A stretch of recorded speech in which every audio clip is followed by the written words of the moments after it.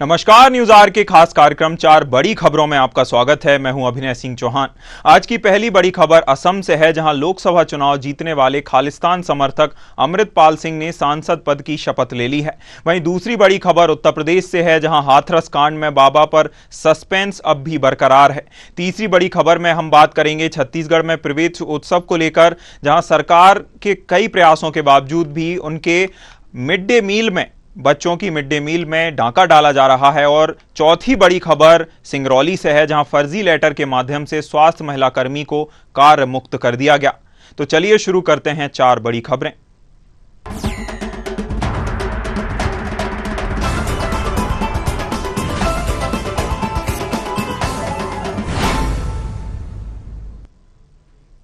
पंजाब के खडूर साहब से लोकसभा चुनाव जीतने वाले खालिस्तान समर्थक अमृतपाल सिंह ने सांसद पद की शपथ ले ली है, जहां डिब्रूगढ़ जेल से कड़ी सुरक्षा में मिलिट्री एयरक्राफ्ट से दिल्ली लाया गया। बता दें कि अमृतपाल को 4 दिन की पेरोल मिली है, लेकिन पुलिस प्रशासन उसे मात्र शपथ लेने के लिए ही जेल से बाहर लाया है। पेरोल की 10 शर्तों में परिवार से दिल्ली में मुलाकात की मंजूरी दी गई है। अमृतपाल सिंह के माता पिता और चाचा दिल्ली पहुंचे, वहीं उसकी पत्नी किरणदीप कौर काफी समय से डिब्रूगढ़ में ही रुकी हुई है। अमृतपाल सिंह शपथ लेने के लिए 1 साल 2 माह 12 दिन के बाद डिब्रूगढ़ जेल से बाहर आया है। परिवार से मुलाकात के बाद अमृतपाल को वापस असम जेल ले जाया जाएगा।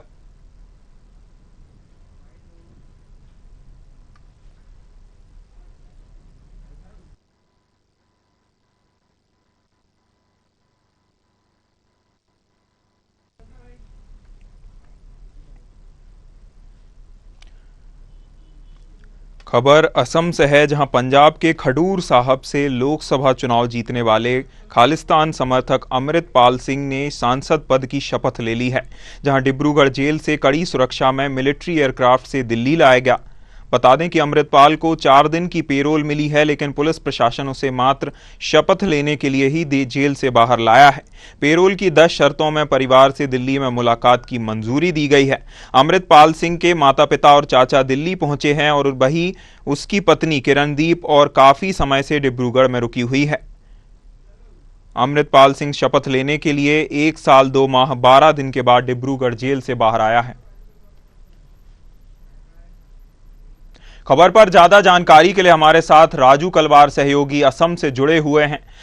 राजू, जिस प्रकार से 1 साल 2 माह और 12 दिन के बाद अमृतपाल को जेल से बाहर लाया गया, उसने सांसद पद की शपथ ली है, क्या है पूरा मामला और अब तक इस मामले में क्या कुछ अपडेट है?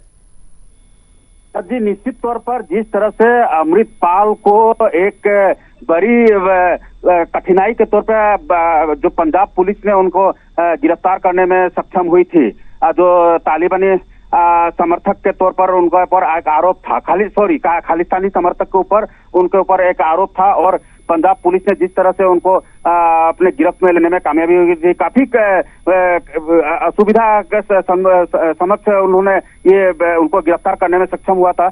और जब उनको सुरक्षा के कारणवश डिब्रूगढ़, असम के डिब्रूगढ़ सेंट्रल जेल में लाया गया था, उसके बाद उन्होंने पंजाब का जो लोकसभा सीट से जो खडूर साहिब से लोकसभा चुनाव जीतने के बाद उनको आज करीबन 1 साल 2 महीने 12 दिन के बाद डिब्रूगढ़ जेल से कुछ घंटों के लिए उनको रिहा किया गया है। और जो संसद पद का जो शपथ लेने के बाद उनको दोबारा डिब्रूगढ़ सेंट्रल जेल में लाया जाएगा।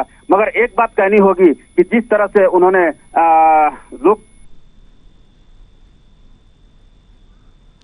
राजू, आप तक मेरी आवाज पहुंच रही है? हाँ जी, हेलो जी, बिल्कुल, मैं आपकी आवाज सुन पा रहा हूं। हाँ। तो जिस प्रकार से आपने बताया कि खडूर साहब से लोकसभा चुनाव लड़ा, जेल में रहते हुए भी इतने बड़े मार्जिन से लगभग 4 लाख से ज्यादा वोटों से अमृतपाल जीते हैं, और उसके बाद अब जेल में रहने के बाद ही सिर्फ शपथ लेने के लिए जेल से बाहर आना, इसे आप किस प्रकार से देखते हैं? जी देखिए, उनके ऊपर जो निश्चित तौर पर ये कहना होगा कि उनके ऊपर जो आरोप लगे वो काफी गंभीर आरोप है, और अभी तक वो ट्रायल पर है। और जिस तरह से उनको सुरक्षा दिया गया है वो काफी हद तक कहे तो सुरक्षा के काफी उनके ऊपर एक कठोर सुरक्षा के बीच में उनको रखा गया है। और जो जीत हासिल की है उन्होंने वो काफी एक प्रश्न चिन्ह खड़ा करता है। और मैं एक बात बता दूं कि उनको जेल पे रहते हुए उनका जो सेल था, सेल से करीबन 4-5 मोबाइल बरामद किया गया था और साथ ही पेन ड्राइव सहित कई ऐसी सामग्री बरामद किया गया था जो काफी प्रश्न चिन्ह खड़े होते हैं। और इसके पूरे निगरानी उसके बाद की जो कार्रवाई थी वो असम के डीजीपी ज्ञानेंद्र प्रताप सिंह जीपी सिंह द्वारा किया गया था और उसमें भी काफी सवाल खड़े हुए थे। और कुछ लोकसभा चुनाव के 2-2.5 महीने पहले ये वाकया हुआ था और शायद ऐसा अब महसूस हो रहा है कि उनके पीछे कोई बड़ी हाथ है। और जिस तरह से लोकसभा चुनाव को जो जीत हासिल की है उन्होंने, और ये काफी सवाल खड़ा कर रहा है और काफी चर्चा का विषय में भी, असम में भी काफी चर्चा का विषय बना हुआ था जब उन्होंने और काफी बड़ी मार्जिन में जीत हासिल किए थे। और सही बात है, जिस तरह से उनके ऊपर एक खालिस्तानी का आरोप लगा हुआ है, खालिस्तानी समर्थक का लेकर, और इस तरह से लोकसभा चुनाव जीत कर जाना संसद तक, ये काफी सवाल पैदा कर रहा है। जी बिल्कुल राजू, जिस प्रकार से राष्ट्रीय सुरक्षा के खतरे का आप पर आरोप लगता है, उसके बाद आप चुनाव लड़ते हैं, इतने बड़े मार्जिन के बाद जीतते हैं और जेल में भी जैसा कि आपने बताया कि कई फोन्स मिलते हैं या छानबीन होने पर इस तरह की चीजें निकलकर सामने आती हैं। इससे क्या साबित होता है? इतने बड़े अपराधी तो अभी नहीं कहा जा सकता, आरोप सिद्ध होंगे या नहीं होंगे ये तो आगे की कोर्ट की कार्रवाई में ही सामने आएगा, लेकिन आप जेल के अंदर रहते हुए भी इतने आपके कनेक्शंस होना और 4 लाख से अधिक वोटों से जीतना, जबकि कई बड़े नेता, देश के दिग्गज कई नेता इतने बड़े मार्जिन से नहीं जीत पाए, इसे आप किस प्रकार से देखते हैं और इससे क्या साबित होता है? जी देखिए, इससे अगर साबित का अगर बात करें तो कहीं ना कहीं जो अमृतपाल सिंह के समर्थक में काफी बड़ी एक हिस्सा है, एक उनका जो एरिया है वो काफी ज्यादातर समर्थक है उनके, और अमृतपाल सिंह के एक अपने समर्थकों के बीच में वो रहते हैं। और जो कहे तो ये काफी अगर संसद तक पहुंचना ये काफी दुर्भाग्य बात है। मैं अगर अपनी पॉइंट ऑफ व्यू से अगर आप पब्लिक को अगर कहूं तो, दर्शकों को अगर कहूं तो ये काफी दुर्भाग्य बात है। मगर जिस तरह से उनके ऊपर एक खालिस्तानी समर्थक का आरोप लगाया, आरोप लगाने के बाद में भी डिब्रूगढ़ सेंट्रल जेल, जो काफी हिफाजत के तौर पर उनको रखा गया था, काफी सुरक्षा के कारण उनको डिब्रूगढ़ सेंट्रल जेल पर लाया गया था, और डिब्रूगढ़ सेंट्रल जेल पे कई ऐसी सामग्री बरामद किया जाता है उनके सेल से जो काफी सवालिया निशान खड़े करते हैं। और उसके बाद लोकसभा चुनाव में वो हिस्सेदारी करते हैं और काफी मार्जिन से काफी अंतर से वो जीत हासिल करते हैं। और इसको लेकर जब ये परिणाम घोषित हुआ था तो काफी चर्चा का विषय बना था। जो बुद्धिजीवी लोग हैं उन्होंने ये कहा था कि इस तरह से जीत हासिल करना काफी दुर्भाग्य बात है, और जो भी समर्थक है वो किस प्रकार इनको वोट दिए हैं ये भी काफी सवाल खड़ा कर रहा है। और ऐसी अगर वाकया और अगर अपने भारत देश में अगर घटित हो तो इसके लिए काफी कुछ तब्दीली नजर आने की अभी संभावना है। जी बिल्कुल, जिस प्रकार से 4 दिन की पेरोल मिलने के बाद भी कुछ ही घंटों के लिए केवल शपथ के लिए पुलिस का उनको बाहर लेकर आना, तो मतलब प्रशासन और पुलिस मामले की गंभीरता को तो समझता ही है कि 4 दिन की पेरोल भले ही मिली हो, लेकिन हम केवल इन्हें मामला ज्यादा गंभीर ना हो, कोई अनहोनी ना घटे, इसको लेकर हम केवल शपथ ही दिलाएंगे और केवल परिवारजनों से कुछ समय के लिए ही मिलाएंगे। अमृतपाल के लिए जो डिब्रूगढ़, असम से दिल्ली तक का आना और दिल्ली में आकर शपथ लेना, किस प्रकार की अड़चनें प्रशासन के सामने सुरक्षा को लेकर आई और किस प्रकार की व्यवस्थाएं अमृतपाल की शपथ के लिए की गई प्रशासन की ओर से? राजू जी निश्चित तौर पर जिस तरह से आपने जो सुरक्षा की व्यवस्था की, सुरक्षा काफी कड़ी की थी और इसको काफी हद तक जानकारियां साझा भी नहीं किया गया था। जो असम के, अगर मैं प्रशासन की बात करूं, असम की सरकार की बात करूं, तो इसको लेकर जो उनके जो संसद तक जाना असम के डिब्रूगढ़ से, और काफी जानकारियां साझा नहीं किया गया था, काफी उनको छिपा कर रखा गया था और काफी गुप्त तरीके से उनको ले जाने की व्यवस्था किया गया था। फिर भी खबर सामने उभर कर आती है और जो सुबह 4 बजे उनको ले जाया गया था यहाँ से विशेष प्लेन के द्वारा, और सुरक्षा में कहीं चूक न हो, सुरक्षा तो काफी गंभीरता से लिया गया था, मगर अभी तक उसे कोई घटनाएं सामने नहीं आई और कुछ ऐसा वारदात ना हो उनके सुरक्षा को लेकर, क्योंकि उनके ऊपर गंभीर आरोप अभी लगा हुआ है। और इस तरह से अभी सुरक्षा को अगर मैं बात कर दूं तो असम सरकार भी काफी सतर्क था और डिब्रूगढ़ जेल प्रशासन भी काफी सतर्क था। इसीलिए उनको जो यहाँ से संसद तक शपथ के लिए ले जाया गया और 4 दिन का पेरोल के लिए भी था, मगर सिर्फ शपथ के लिए ही पुलिस अनुमति दे पाई है और उनके तो सिर्फ शपथ के बाद उनको फिर वापस डिब्रूगढ़ जेल लाया जाएगा। तो इस तरह से देखा जाए तो सुरक्षा में कहीं कोतवाली ना हो, सुरक्षा कहीं में ढिलाई नहीं पड़े, इसके लिए काफी सतर्क है असम सरकार और डिब्रूगढ़ पुलिस प्रशासन भी। जी बिल्कुल, मामले की गंभीरता को देखते हुए इतनी सुरक्षा के बीच मिलिट्री के एयरक्राफ्ट से दिल्ली लाया गया, दिल्ली में शपथ दिलाई गई। अभी परिजनों से मिलने के बाद अब आज ही जेल वापसी होगी। हालांकि आगे इस मामले पर मामला कहां तक जाता है और क्या दिशा लेता है ये तो समय ही बताएगा। बहुत धन्यवाद राजू आपका हमारे साथ जुड़ने के लिए, हमारे साथ चर्चा करने के लिए। तो बढ़ते हैं अगली खबर की ओर, रुख करते हैं। हाथरस कांड के बाद भोले बाबा साकार हरि कहां हैं, यह सवाल सबकी जुबान पर बना हुआ है। जहां बाबा के मैनपुरी आश्रम पहुंचने की सूचना पर पुलिस ने हरिनगर आश्रम पहुंचकर तलाशी ली, जहां तलाशी के बाद पुलिस से सवाल करने पर बाबा के आश्रम में ना होने की जानकारी दी गई, जबकि मीडिया लगातार आश्रम के बाहर डेला डाले हुए है। खास बात यह है कि मैनपुरी के हरिनगर आश्रम के बाहर लगातार पुलिस तैनात है, जबकि अन्य जनपदों से फोर्स को हटा दिया गया है। बता दें कि हाथरस कार्यक्रम के मुख्य संयोजक के ऊपर 1 लाख रुपए का इनाम है। वहीं बाबा के अब तक सामने न आने से कई तरह की अटकलें भी लगाई जा रही हैं। खबर मैनपुरी से है, जहां हाथरस कांड के बाद भोले बाबा साकार हरि कहां है, यह सवाल सबकी जुबान पर बना हुआ है। जहां बाबा के मैनपुरी आश्रम पहुंचने की सूचना पर पुलिस ने हरिनगर आश्रम पहुंचकर तलाशी ली, जहां तलाशी के बाद पुलिस से सवाल करने पर बाबा के आश्रम में ना होने की जानकारी दी गई, जबकि मीडिया लगातार आश्रम के बाहर डेरा डाले हुए है।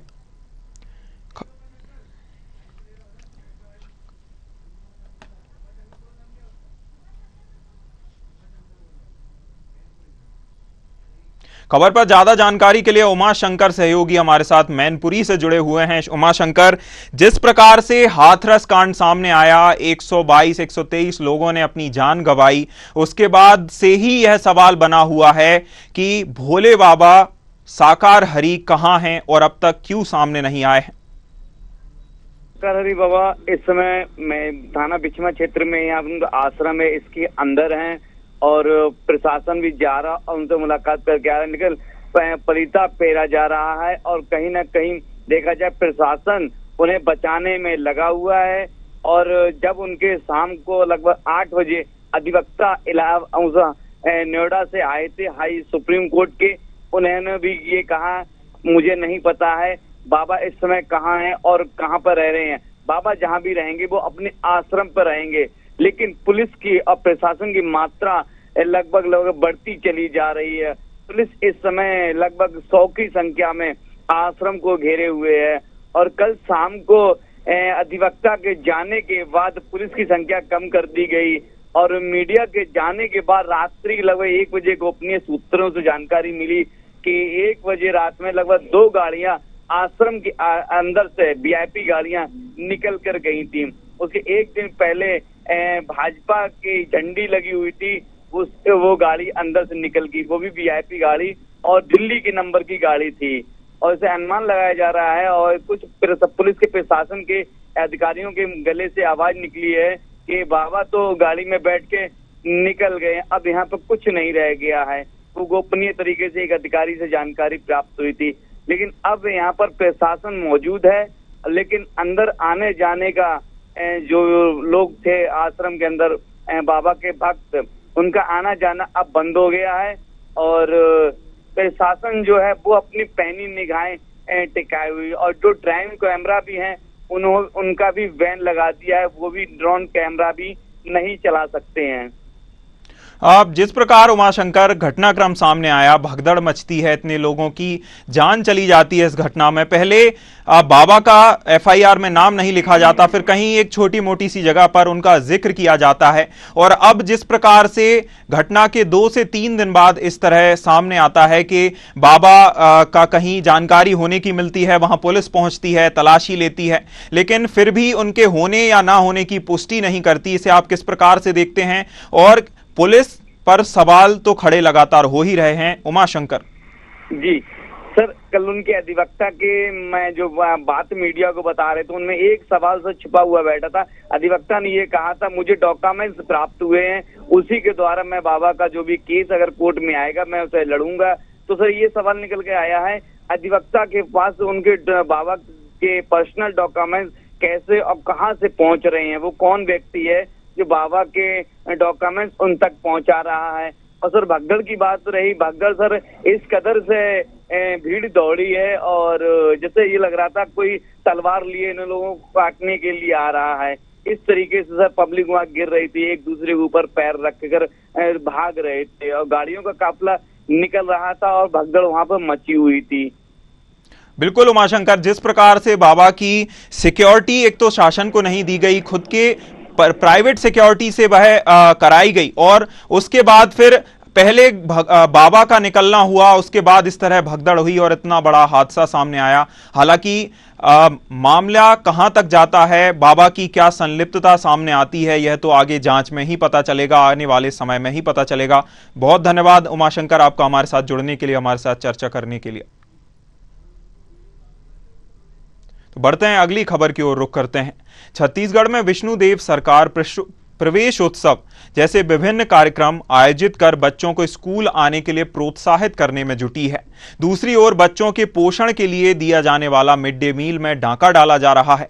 पूरा मामला बाड्रफ नगर बिजाकुरा के प्राथमिक शाला पटेल पारा का है, जहां बच्चों की थाली से दाल और सब्जी गायब है। बता दें कि पोषण तो दूर की कौड़ी है, लेकिन पटेल पारा स्कूल में मिड डे मील में बच्चों को चावल में केवल हल्दी डालकर पीले चावल दिए जा रहे हैं। जानकारी के मुताबिक 1 सप्ताह से बच्चों को मिड डे मील में सब्जी नहीं मिली है। वहीं शिक्षक और शिक्षा विभाग मामले को लेकर लगातार अनदेखा कर रहे हैं, जिससे कहीं ना कहीं अधिकारियों की कार्यशैली सवालों के घेरे में है।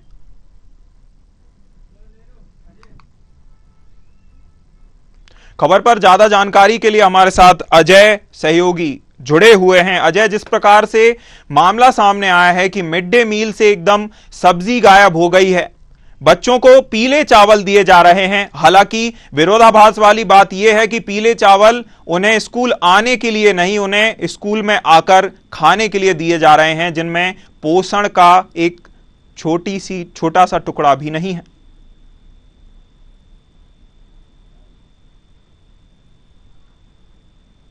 अजय, आप मेरी आवाज सुन पा रहे हैं? जी अभिनय जी, मैं आपको बता दूं कि जो पूरा मामला है बलरामपुर जिले के विकास खंड बाड्रफ नगर के बिजाकुरा के प्राथमिक शाला स्कूल का ये पूरा मामला है, जहाँ पे बच्चे जो पढ़ाई करने के लिए जाते हैं, वहाँ पे जो समूह संचालक है वो वहाँ पे जो सामग्री होता है, जो मिड डे मील होता है, वहाँ पे वो प्रोवाइड नहीं कराया जाता है, जिससे वहाँ पे जो बच्चों को जो खाना मिलना चाहिए, वहाँ पे बच्चों को हमने स्पॉट पे गया हुआ था, देखा बच्चों को सिर्फ महज चावल और हल्दी डाल के बच्चों को खिला दिया गया है। और वहाँ पे जब इसके बारे में हमने वहाँ के सहायिका और प्रधान पाठक से बात किया तो उन्होंने साफ इस बात को बताया कि हमने समूह संचालक के पास जाते हैं, लेकिन उनके द्वारा हमें सामग्री नहीं दिया जाता है, जिसकी वजह से सब चीजें सामने आ रहे हैं। अजय, गुणवत्ता की बात तो छोड़ ही दीजिए, लेकिन एक रोज का मेन्यू होता है, मिड डे मील का एक मेन्यू तय किया जाता है। उस मेन्यू के तहत रोज बच्चों को मिड डे मील में खाना देना पड़ता है कि बच्चों में सही प्रकार से पोषण पहुंच सके, वह हष्ट-पुष्ट के साथ ही उनका मानसिक विकास भी हो। लेकिन वह तो छोड़ ही दीजिए, उन्हें सीधे सीधे चावलों में केवल हल्दी डालकर दी जा रही है। इस पर अब तक किसी अधिकारी का कोई बयान सामने आया है? अधिकारी का किसी तरह से किसी अधिकारी ने संज्ञान लिया हो? अजय अभिनय जी, मैं बता दूं, इस समस्या के बारे में हमने जब ब्लॉक शिक्षा अधिकारी से बात की तो उन्होंने बताया कि हमें आपके माध्यम से जानकारी मिल रही है और हम इसकी जल्द ही मॉनिटरिंग कर जांच कर जो लापरवाही करने वाले हैं उनके खिलाफ कार्रवाई करेंगे। अजय, जैसा आपने बताया कि पीले चावल डालकर बच्चों को खाना खिलाया जा रहा है, ये इस स्कूल का या आसपास के स्कूलों का पहला मामला है इस प्रकार का, या इसी प्रकार से कई दिनों से या कई लंबे समय से इस प्रकार की घटनाएं सामने आ रही हैं जहां बच्चों को गुणवत्ता विहीन और इस तरह से खाना दिया जा रहा है मिड डे मील में? मैं अभिनय जी आपको बता दूं कि जो एरिया पड़ता है, जो स्कूल पड़ता है, जिले के दूरांचल क्षेत्र में पड़ता है, जहाँ पे अधिकारियों का आवागमन या हमेशा देखा जाए तो मॉनिटरिंग कर नहीं पाते हैं। इसकी वजह से जो समस्याएं हो सामने निकल के आती हैं। हालांकि मैं इस मामले में आपको ये बता दूं कि वहाँ पे बच्चों को सिर्फ चावल के साथ साथ जो पीला हल्दी पाउडर होता है उसको डाल के महज खिचड़ी बोल के खिलाया जाता है। और जब हमने इसके बारे में वहाँ के बच्चों से भी बात किया तो उन्होंने बताया कि हम इसके बारे में शिक्षक से भी बात करते हैं, बताते हैं कि सर खाना सही नहीं है, इससे हमारे शरीर पर भी इसका गलत प्रभाव पड़ेगा। तो साथ शिक्षक भी हम जब उस बात के तो उन्हें बताया इस चीज को कि हम कई बार अधिकारियों को भी इसकी सूचना दे चुके हैं, लेकिन अभी तक देखा जाए तो धरातल पर ऐसा कोई परिवर्तन या कोई बदलाव नहीं आया है। लेकिन इसमें विशेष गौर करने वाली बात यह है कि वहाँ पे जो समूह संचालक है उसकी बड़ी लापरवाही है, क्योंकि सहायिका ने बताया है कि 26 जून जब से स्कूल प्रारंभ हुआ है तब से आज से लेकर 1 सप्ताह का से अधिक समय हो गया, वहाँ पे न कोई हरी सब्जी प्रदाय किया गया है, न उनके द्वारा दिया जाता है। ऐसे में हम साफ साफ मान सकते हैं कि अधिकारी जो है समय से मॉनिटरिंग नहीं करते हैं और जो समूह संचालक करता है उसकी भी कहीं न कहीं बड़ी लापरवाही। बिल्कुल, जिस प्रकार से शासन की ओर से कई तरह की योजनाएं चलाकर, कई तरह के लोभ दिखाकर और प्रोत्साहन देने की कोशिश की जा रही है बच्चों को स्कूल लाने के लिए, लेकिन अधिकारियों के ना आने से, अधिकारियों के अपडेट ना लेने से एक प्रकार से बच्चों को पीले चावल तो दिए जा रहे हैं। हालांकि वह स्कूल आए या ना आए ये उनके विवेक पर भी निर्भर करता है ऐसे पीले चावलों को देखकर। बहुत धन्यवाद आपका अजय, हमारे साथ जुड़ने के लिए, हमारे साथ चर्चा करने के लिए। बढ़ते हैं अगली खबर की ओर, रुख करते हैं। सिंगरौली में फर्जी लेटर के कारण एक स्वास्थ्य कर्मी महिला को 8 महीने के लिए घर बैठना पड़ा, जहां जिला स्वास्थ्य विभाग के द्वारा एनएम महिला को कार्य में लापरवाही एवं कोताही बरतने पर जिला स्वास्थ्य विभाग के द्वारा रिपोर्ट भेजकर कार्य मुक्त करने का लेटर जारी किया गया था। लेकिन 8 महीने बाद एक बार फिर मुख्य प्रशासनिक अधिकारी प्रियंका दास जिला स्वास्थ्य विभाग लेटर भेजा गया, जहां संशोधन किया गया कि आप अपने कार्य पर यथावत हैं। तो अब सवाल यह खड़ा होता है कि अगर टर्मिनेशन लेटर फर्जी था तो विभाग की ओर से अब तक कोई अपडेट क्यों नहीं लिया गया? साथ ही साथ 8 महीने के वेतन का कौन हिसाब लेगा? वहीं राष्ट्रीय स्वास्थ्य मिशन मुख्य भोपाल स्वास्थ्य विभाग के जिम्मेदार अधिकारी का एक ही विषय पर 2 बार लेटर जारी करना अपने आप में कई सवालों को जन्म देता है। करके हमको टर्मिनेट किया गया है और 8 महीने से हम भटक रहे हैं, हमको वेतन नहीं मिल रहा। हमको न्याय चाहिए। आप पर क्या आरोप लगा था? हमारे ऊपर यह आरोप लगा है कि आप समय से काम नहीं करती हैं, टीकाकरण नहीं करती और वैक्सीन की बिक्री करती हैं। और किसने लगाया? CHO बबीता साहब ने, कुसुम तिर्की LHB ने और BMO पंकज सिंह ने, और ये सारे लोग मिलकर हमारे ऊपर ने ये झूठा आरोप लगाया। आपको टर्मिनेट किसने किया और पत्र किसने भेजा? और आप बता रही हैं कि भोपाल भी गई थी तो वहाँ से बताया गया कि आपको टर्मिनेट नहीं किया गया, तो क्या है वो पत्र और किसने दिया? वो पत्र हमको CMHO ऑफिस से BMO के बाबू ने दिया है, और जिसमें Abhay Ranjan Singh, doctor Pankaj Singh, CMO NK Jain और BPM Kiran Vijay Singh, LHB supervisor Kusum Tirkey और बबीता शाह द्वारा ये सारे आरोप हमारे ऊपर झूठा लगाया गया है। तो आपने इसकी शिकायत कलेक्टर और SP के पास की, तो वहाँ से क्या आपको? वहाँ से हमको कोई रिस्पांस नहीं मिला। हम आवेदन अपना SP कार्यालय में भी दिए, कलेक्टर में भी दिए, हर जगह दिए, IAS अधिकारी भोपाल वल्लभ भवन तक हम दौड़ाए, लेकिन हमको कोई न्याय नहीं मिला अभी तक। इसमें कोई भोपाल से जो आपको क्लीन चिट मिला वो आवेदन आपके पास प्रस्तुत है? हाँ जी। खबर पर ज्यादा जानकारी के लिए मनोज जायसवाल सहयोगी सिंगरौली से जुड़े हुए हैं। मनोज, जिस प्रकार से पूरा मामला सामने आया है, 8 माह के लिए एक महिला स्वास्थ्य कर्मी को फर्जी लेटर के कारण घर पर बैठना पड़ा, इन सब आर्थिक समस्याओं से जूझना पड़ा, क्या है पूरा मामला जो अब निकलकर सामने आया है? जी बिल्कुल, देखिए आपको बता देना चाहता हूँ कि ये सिंगरौली जिला का मामला निकल के सामने आया है। बड़ा ही मामला संकटनीय खेज सामने आया है, जो कि झकझोर कर देने वाला मामला आपको दिख रहा होगा। एक महिला है जो एनएम पद से 8 महीने से अभी घर पे बैठी है, और भोपाल मुख्य जो स्वास्थ्य विभाग के IAS कहते हैं प्रियंका जी, उनके द्वारा एक लेटर फर्जी तरीके से जारी किया जाता है उनके हस्ताक्षर में, और बताया जाता है कि आपके कार्य में कहीं कहीं कोताही बरती गई और इस कार्य में आपको कहीं न कहीं देखा जाए तो विलंबता होते हुए जिला स्वास्थ्य अधिकारी इनको निलंबित करने का आदेश दिया था। लेकिन एक 8 महीने बाद वही लेटर दोबारा उनके द्वारा खंडन किया जाता है कि आप अपने पे यथावत हैं, आपको कोई टर्मिनेट नहीं किया गया है, पद से आप बिल्कुल यथावत हैं, और जो दोषी हैं उनके ऊपर कार्रवाई करने के लिए उस लेटर में ऐसा जिक्र किया गया है। जी बिल्कुल, जिस प्रकार से आपने बताया कि एक ही अधिकारी या एक ही विभाग 2 बार लेटर जारी करता है, 8 माह के समय काल में 8 माह बाद पता चलता है कि भाई यथावत हैं, अपना काम कर सकती हैं, अपनी ज्वाइनिंग ले सकती हैं, तो ये जो 8 माह बर्बाद हुए हैं महिला स्वास्थ्य कर्मी के, इनका हिसाब कौन देगा? 8 माह के वेतन का हिसाब कौन देगा? और किसकी जिम्मेदारी थी कि इनको कार्य मुक्त किया गया? यह किसकी जिम्मेदारी है? देखिए, दरअसल आपको बता दूं कि ये मामला सिंगरौली जिला का सिद्धि खुर्द का जो एनएम है, ये सरस्वती जायसवाल, वहाँ पे पदस्थ थी, काफी लंबे समय से सेवा वहाँ से देती आ रही हैं, लेकिन कुछ अधिकारियों की वजह से या नाखुशी के हैं या उनकी लापरवाही के हैं, जो कि इनके द्वारा एक रिपोर्ट तैयार करके भोपाल स्वास्थ्य विभाग IAS जो प्रियंका बताया जाता है कि उनके द्वारा एक लेटर जारी करवाया जाता है कि आपके कार्य में कोताही बरती गई है, आपने कार्य सही तरीके से नहीं किया है।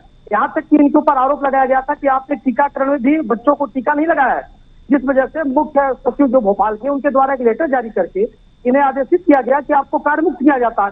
लेकिन 8 महीने जब इनका बीत गया और 8 महीने के दरमियान से अपना चक्कर लगाती रही, बल्लम भवन भोपाल में भी इन्होंने बताया कि मैं वहां गई और अपनी जानकारी दी, मैं अपनी निवेदन की कि मेरी कार्य कहाँ पे गलती थी मुझे बताया जा, लेकिन वही जो मुख्य अधिकारी है स्वास्थ्य विभाग के हम कहें, तो उनके द्वारा पुनः एक लेटर जारी करके खंडन किया जाता है कि आप कार्य पे जो है कि यथावत है, आपको किसी प्रकार का टर्मिनेट नहीं किया गया है, दोषी के ऊपर कार्रवाई होनी चाहिए। लेकिन अभी तक जिला कार्यालय की जो जिला प्रशासन की अगर हम बात करें तो उस लेटर के द्वारा कोई पालन नहीं कराया गया। कहीं ना कहीं सवाल तो अचंभित खड़ा हो रहा है। लेकिन सबसे पहले बात करा दूं कि हमारे साथ पीड़िता है, मैं उनसे ही जान लेता हूँ, अपने दर्शकों को बता देना चाहता हूँ कि जो पीड़िता है उन पीड़िता से रूबरू कराता हूँ कि क्या समस्या है, खुद आप बात बताइए। बिल्कुल बताइए क्या समस्या है।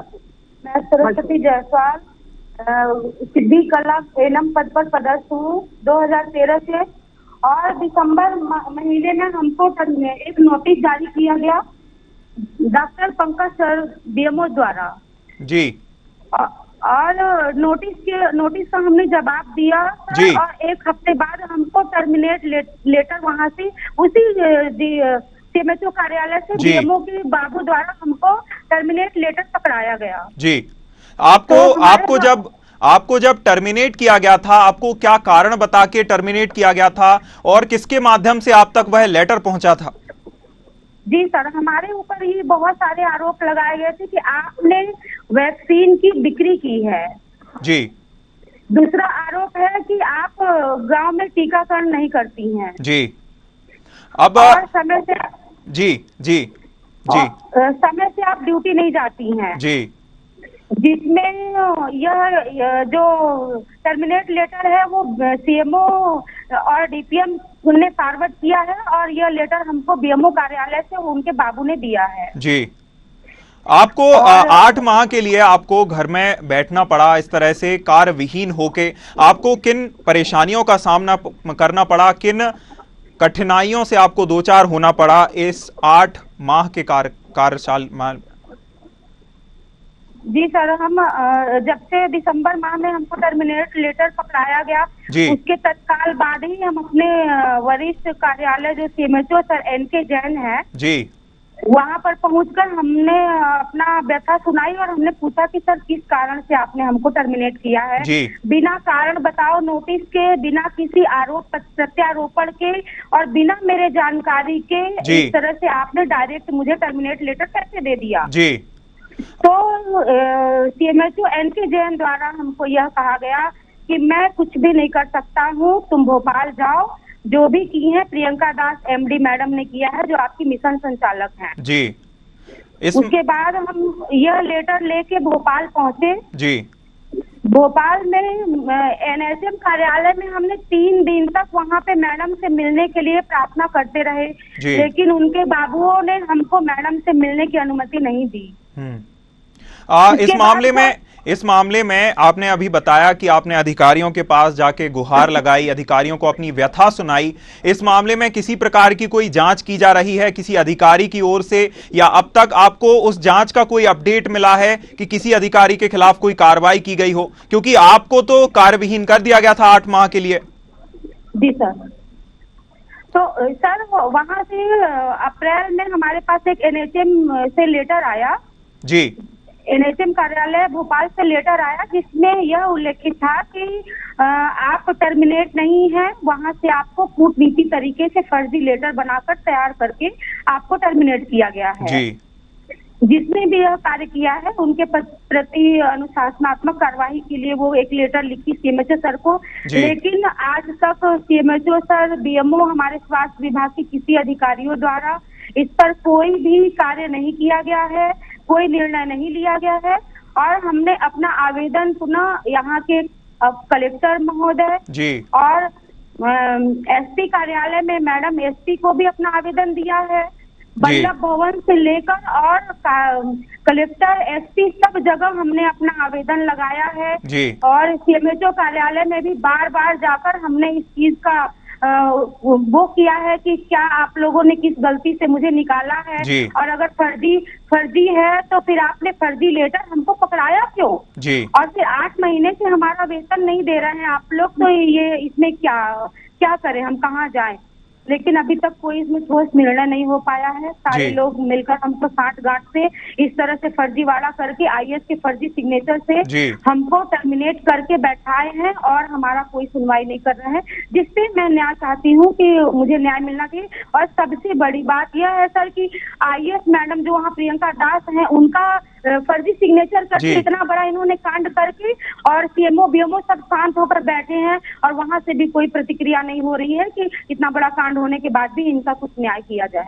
बिल्कुल, आपके 8 महीने इस तरह से बर्बाद किए गए और जिस तरह से आपको समय की आपकी बर्बादी तो हुई ही है, साथ ही 8 माह का वेतन भी आपका कहां गया किसी को कोई जानकारी नहीं। फर्जीवाड़ा तो हुआ ही है और इतना बड़ा फर्जीवाड़ा कि 8 माह के लिए एक अधिकारी को, एक कर्मचारी को इस तरह से घर में बिठा दिया जाता है। हालांकि प्रशासन अपनी कुंभकर्णी नींद से कब तक जागेगा और इस मामले पर क्या कुछ कार्रवाई होगी ये तो समय ही बताएगा। आपका बहुत धन्यवाद हमारे चैनल पर आने के लिए, अपनी आवाज अब हमारे आगे रखने के लिए, जनता तक पहुंचाने के लिए, ताकि आपकी सुनी जा सके और आपके मामले पर कोई कार्रवाई की जा सके। बहुत धन्यवाद आपका। तो 4 बड़ी खबरों में फिलहाल इतना ही। न्यूज़ आवर पर खबरों का सिलसिला लगातार जारी है। नमस्कार।